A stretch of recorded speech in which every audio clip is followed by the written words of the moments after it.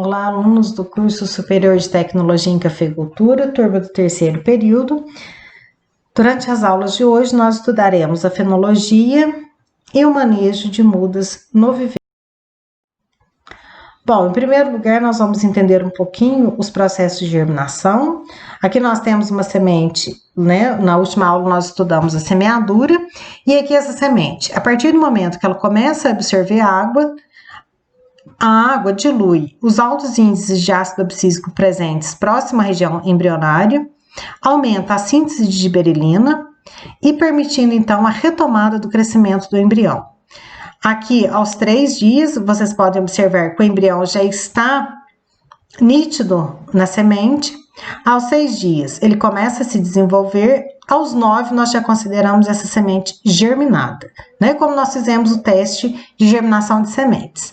Aos 9 dias, esse embrião já está bem germinado, e aos 25 dias, a raiz pivotante se encontra bastante desenvolvida. Então, nós consideramos, no período frio do ano, um processo de germinação que varia entre 25 e 30 dias, como nós já estudamos lá na produção de sementes.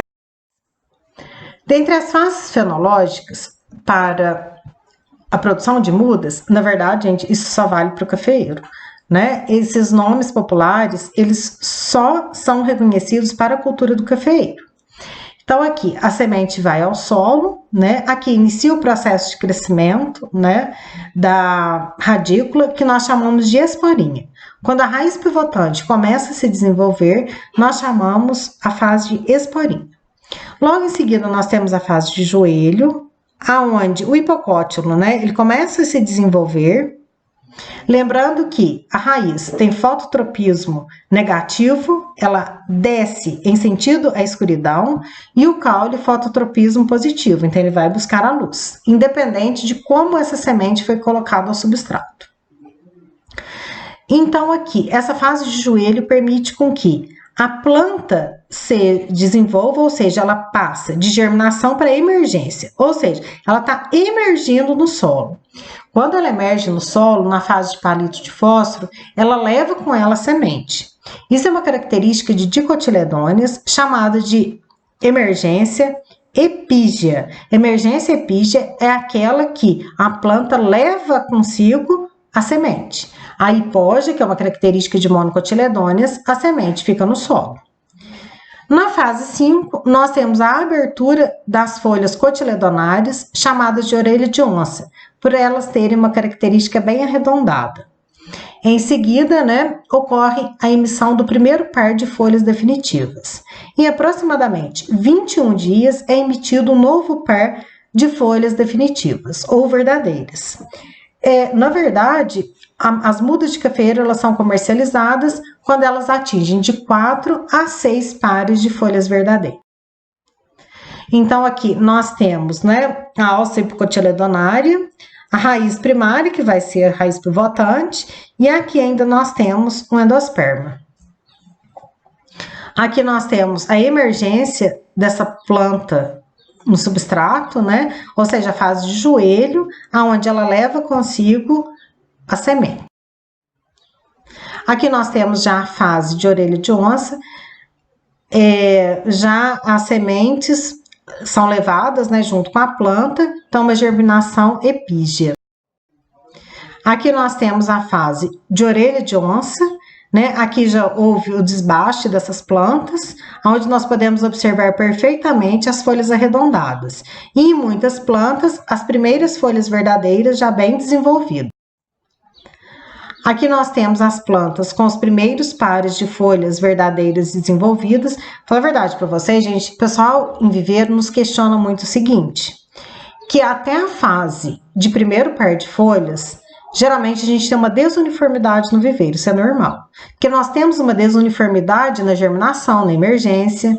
Quando chega, gente, da segunda para terceiro par de folhas verdadeiras, o viveiro já uniformiza. E aí nós temos uma uniformidade muito grande das mudas em condições de viver.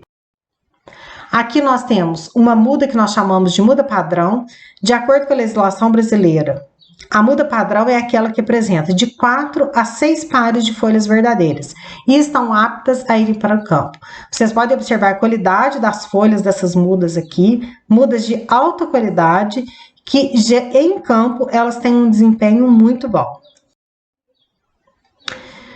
Bom, e dentre as práticas culturais que nós realizamos no viveiro, nós temos o desbaste como uma das principais práticas culturais.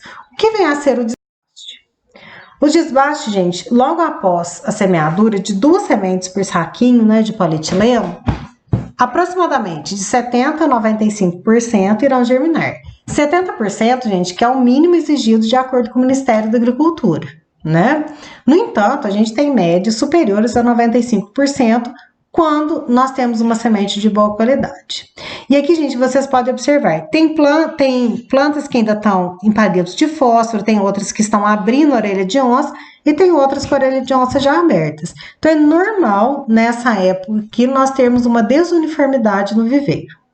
O desbaste, gente, é realizado porque nós deixamos apenas uma muda por saquinho. Por quê? Porque quando ela é plantada, nós plantamos uma muda, na verdade, que era por cova antiga, e hoje a gente planta nos metros de sulco de acordo com o espaçamento. Uma planta só, né? Então, se nós deixarmos duas plantas, vai ter uma concorrência muito grande pelo espaço no saquinho, pelo substrato, por nutriente, por água, e o que dá um padrão de qualidade inferior a essas mudas. Então, e nós utilizamos 2 mudas por saquinho, porque nós não podemos fazer o replantio, né? Então, quer dizer, se aquele saquinho, na verdade, tivesse sido colocado apenas uma semente, se ela não germinasse, nós perderíamos esse saquinho. Então, hoje não, há muitos anos, né, se faz a semeadura de 2 plantas por saquinho e quando elas atingem aí a fase de orelha de onça, nós realizamos o desbaste, deixando apenas uma planta por saquinho. Como que nós escolhemos a planta? Aquela que estiver mais vigor, aquela que estiver mais desenvolvida e mais centralizada no saquinho. A outra nós descartamos. Como que é feito o descarte? Nós realizamos essa prática ou com canivete bem afiado ou com uma tesourinha escolar sem ponta, para que não haja ferimento, né, na outra. Então, a gente vem e faz o corte bem baixo na planta. Esse corte, gente, impede que ela brote, porque não tem gema aqui nessa fase de desenvolvimento da planta. Então, ela não brota. A raiz que ficar no solo, gente, ela acaba se transformando em matéria orgânica. Não é aconselhável nós puxarmos essa planta, porque quando nós puxamos essa planta, uma planta abala o sistema radicular da outra. Aqui nós já temos as plantas onde o desbaste já foi realizado, deixando a planta o mais centralizada possível e aquela que estiver mais vigorosa. Outra prática cultural extremamente importante nos viveiros é o manejo de plantas daninhas. Bom, em primeiro lugar, o que vem a ser a planta daninha? Elas são plantas indesejáveis, ou seja, qualquer planta que não seja cafeeiro. E elas atrapalham muito o crescimento das mudas e causam, gente, um prejuízo bem grande. Na verdade, o que acontece? Em substrato, nós temos um volume no saquinho de substrato muito pequeno. Então, se aqui houver uma competição entre o cafeeiro e as plantas daninhas, essa competição é injusta e irá prejudicar demais o cafeeiro em saquinho. Essa competição, gente, geralmente ela é por luz, água e nutrientes.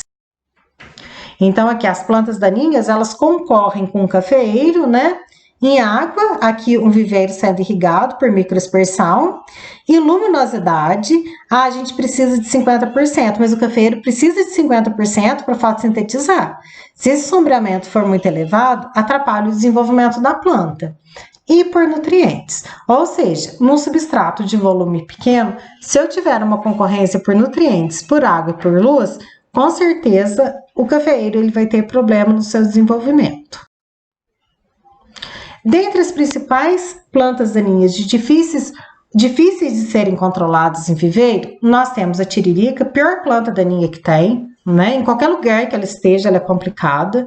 A tiririca, ela tem uma estrutura subterrânea de propagação, que nós chamamos popularmente de batatinha da tiririca, E por mais que a gente retire a parte aérea, ela fica no solo. Então, ela é bem complicada, uma planta muito complicada em viveiro. Ou seja, nós não podemos permitir que ela entre em um viveiro. A grama seda, que é muito agressiva também, o capim pé de galinha e a buva. São plantas muito comuns, né, em viveiros. E são todas elas de difícil controle. E o controle de plantas daninhas no viveiro, gente, ele deve ser realizado sempre que necessário, ou manualmente, ou através de herbicidas. Aqui nós temos um controle manual de plantas daninhas, né? Aqui um viveiro aberto. Nós vamos ter aqui um controle tanto de um lado como de outro, por isso que nós temos que obedecer 1,20 m de canteiro para favorecer o manejo tanto de um lado como de outro. E nós temos também o controle por herbicida. Nós temos poucos herbicidas recomendados para viveiros, né? Em alguns viveiros nós nem temos, por exemplo, viveiros de plantas daninhas, nós não temos herbicida recomendado, no entanto, de cafeeiros sim. Um deles é o oxflorfen, né? O oxflorfen, gente, ele é o princípio do GO, né? Ele escreve GOAL, mas nós lemos GO, né? A recomendação é de 2 litros por hectare. Ele é realizado, aplicação logo após a semeadura, e o oxflorfen ele é recomendado até a fase de orelha de onça das mudas de cafeeiro. Passada a fase de orelha de onça, ele já pode causar efeito fitotóxico nas plantas. É feita uma aplicação única, né? E afeta o desenvolvimento normal das mesmas, proporcionando um controle muito eficiente de plantas daninhas. Hoje, os viveiros que são maiores, eles vêm optando pelo manejo com herbicida, por ele apresentar um custo-benefício bem interessante. O oxflorfen, gente, nós fizemos um trabalho aqui. Hoje, ele é o viveirista, o Wellington, ele fez cafeicultura aqui no campus, e foi a segunda turma a se formar aqui. O Wellington já trabalhava com viveiro, e ele falou que o grande problema dele era planta daninha. Que ele tinha, sim, conhecimento da aplicação de herbicida, mas que ele não sabia realmente como que seria a resposta do cafeeiro. Ele fez os tratamentos, né? E nós tivemos resultados muito bons em relação ao oxflorfen, sem causar nenhum tipo de dano à planta. Desde que nós utilizamos a recomendação técnica, nós temos aí uma boa resposta em relação ao manejo de plantas daninhas em viveiros. Um outro herbicida é o Verdict ou Select. Eles têm na dosagem de 1 ml por litro de água para o controle de gramíneas, né? No caso de tiririca, de grama pé de galinha, dessas gramas seda, né? Essas principais gramíneas que ocorrem em viveiros.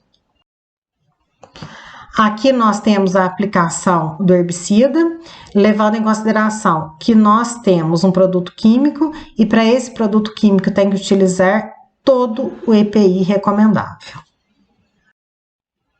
Gente, muito obrigada e até a próxima aula.